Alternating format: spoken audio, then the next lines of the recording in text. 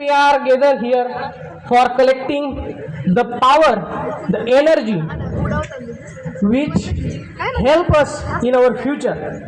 Everybody knows that our future has basement of our past and present. That future is very important for us.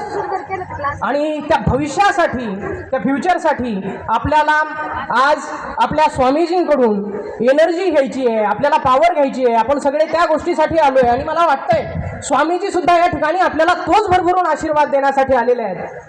या ठिकाणी एक संस्कृतचा श्लोक मला स्वामीजींसाठी आठवतो.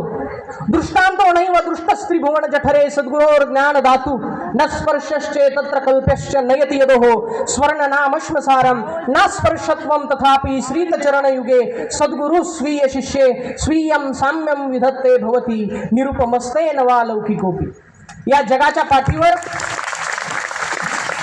ज्याची तुलना कशाशीच करता येत नाही, ज्याची तुलना कुठल्याच गोष्टीबरोबर करता येत नाही, ज्याला कुठलंच विशेषण लावता येत नाही, त्याला आपण सद्गुरू असे म्हणतो. या सद्गुरूला परिसाची उपमा सुद्धा देता येत नाही, कारण परीस लोखंडाचं सोनं करतो, त्या लोखंडाचा परीस करत नाही. पण हे सद्गुरू त्यांच्या सानिध्यात आलेल्या प्रत्येक व्यक्तीला आपल्यासारखंच करून टाकतात, त्यात आजादुजा भाव ठेवत नाही आणि म्हणून त्यांना परिसाची उपमा देणं शक्य नाहीये. आणि असे सद्गुरू आज आपल्याला आपल्या भविष्यासाठी शुभेच्छा आणि आशीर्वाद देण्यासाठी स्वामीजींच्या रूपानं प्राप्त झाले.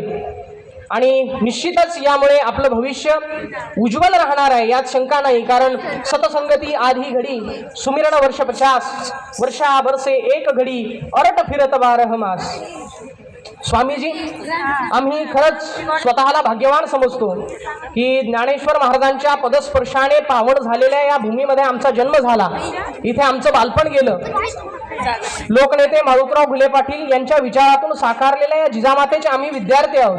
देवगड सारखा स्वर्ग आम्हाला सहज प्राप्त झाला आणि त्यामुळे हे आमच्या सगळ्यासाठी भाग्याची गोष्ट आहे. मी 12वी हॉर्टीचा विद्यार्थी. आता हॉर्टीचा वर्ग म्हणला की वेगळं सांगायची गरज नाही, कारण या कॉलेजच्या विश्वामध्ये आमच्या वर्गानं जे स्थान प्रस्थापित केलं ते इतर कुठल्याच वर्गाला प्राप्त करता आलं नाही. गेली 2 वर्ष आम्ही आव्हाड सरांचे बोलणे खाल्ले, टोले खाल्ले, पण त्यांच्या मागच्या डोक्यामागची कलाई करण्याचं काम आम्ही अविरतपणे चालू ठेवलं. पण यातून आव्हाड सरांचं आमच्यावरचं प्रेम, आमच्यावरची माया ही नुसती बघायला नाही, तर जी आम्हाला अनुभवायला मिळाली ती शब्दात व्यक्त करण्यासारखी नाही आहे. खरंच आमच्यासाठी प्रेमाचा आणि मायेचा शांत आणि निर्मळ झरा म्हणजे आमचे देशमुख सर. वर्गातल्या प्रत्येक विद्यार्थ्याचं माझ्याकडे लक्ष पाहिजे आणि मी शिकवलेलं प्रत्येकाला कळालं पाहिजे, याच विचाराने कायम आम्हाला शिकवत असणाऱ्या आमच्या फिजिक्सच्या मॅडम चव्हाण मॅडम पुस्तकातल्या चित्राला लाजवेल इतकी सुंदर फिगर काढणारे आमचे खडेकर सर.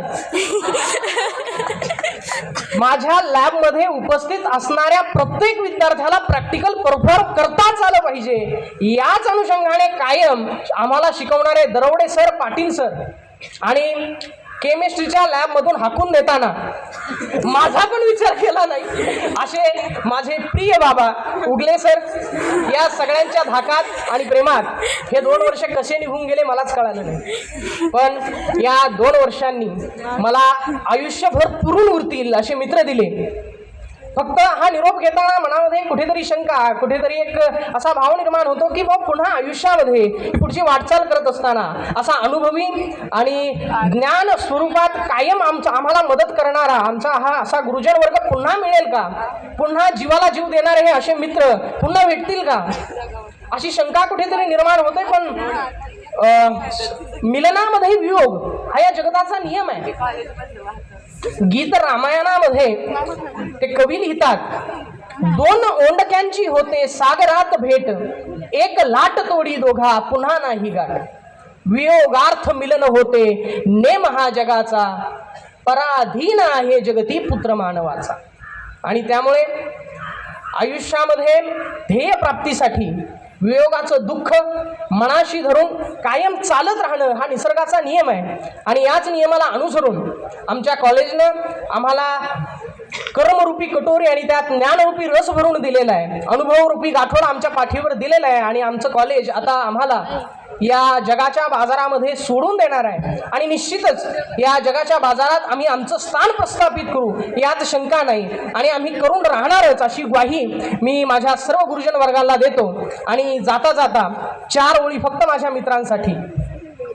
मनाच्या गाभाऱ्यात शब्दाविना एक भाव आहे, मनाच्या गाभाऱ्यात शब्दाविना एक भाव आहे, नात्यांच्या पलीकडच्या त्या स्नेहाला मैत्री हे नाव आहे.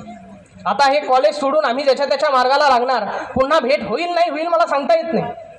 पण आज हा निरोप घेताना शब्द गोठले बंध तुटले, शब्द गोठले बंध तुटले, साध्य मात्र एक आहे, बदलू देत जग सारं. मित्रा, बदलू देत जग सारं, पण माझ्यासाठी तू तोच आहेस, तू तोच आहेस, तू तोच आहेस. धन्यवाद.